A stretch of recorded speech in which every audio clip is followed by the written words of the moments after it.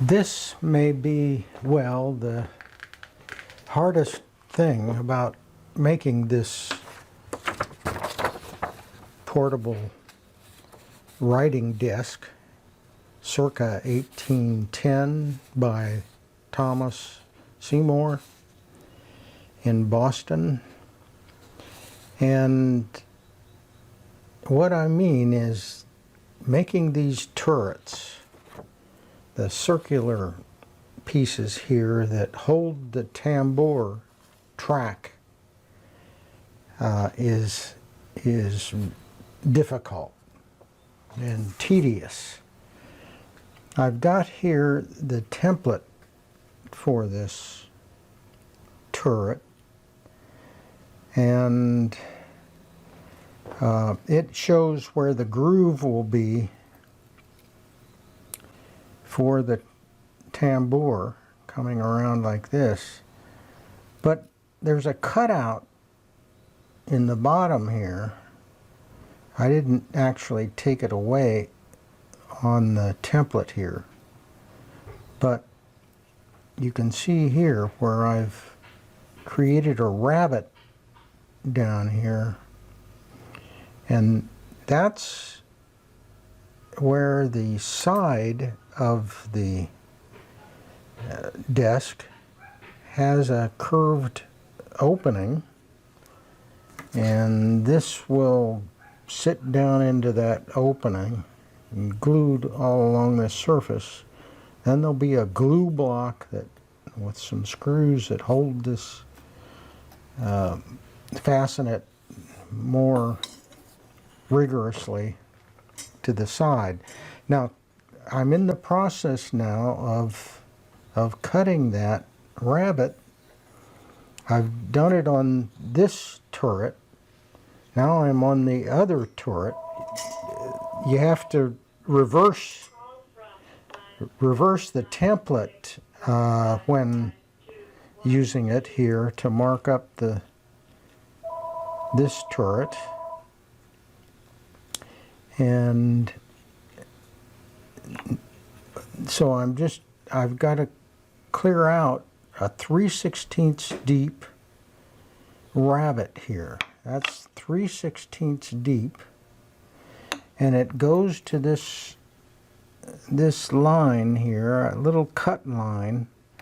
I've used a compass here to create that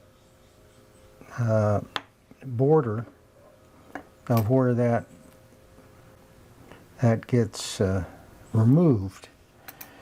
And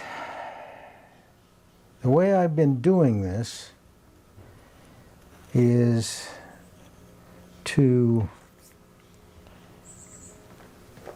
create a little knock out a little chip toward that knife cut, circular knife cut, and then take a little chip out of that,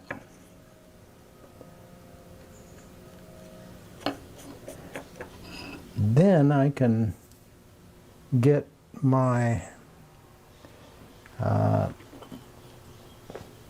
number 3 here, carving gouge. It fits almost exactly the shape of this circular area here, and I just deepen that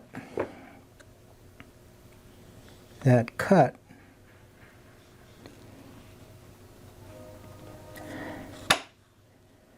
all along the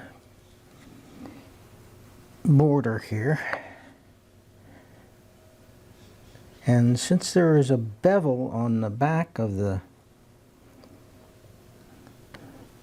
carving gouge, I'm leaning a little bit forward to, I want the cut to be vertical.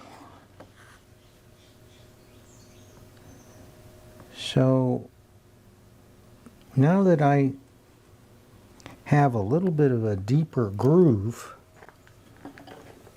I'm able to then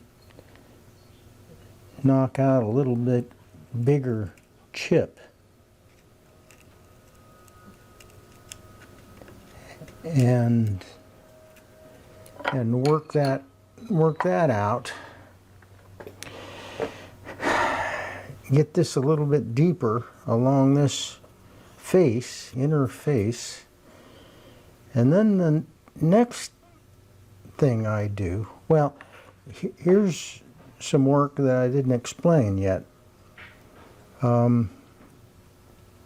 This is the termination of the rabbet, where so these little flutes then sit over the top of the side, and I've cut in there so that I can see both ends of where to stop this rabbet with a chisel. Then what I will do is flatten all of these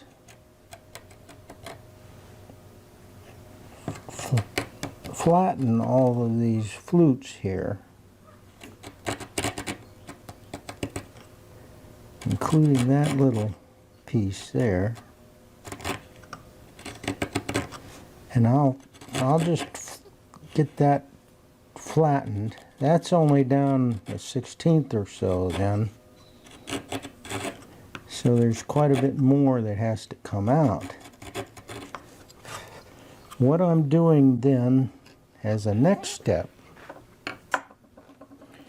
is using this little tiny saw, and it's got a very thin blade. It is a Japanese saw, and this is the crosscut side teeth, and I'll get in here 1/8 off just after this flute, and I'll saw down along that line, saw down there, and that gives me a good stop so that I can turn this around and begin to push out all the way back to that saw cut, and then come all the way down and clear out all that waste. So that's the way it's going to have to look.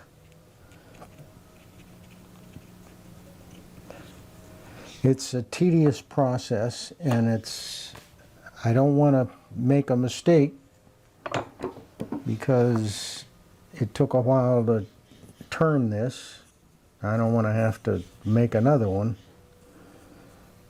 So there's a little bit of pressure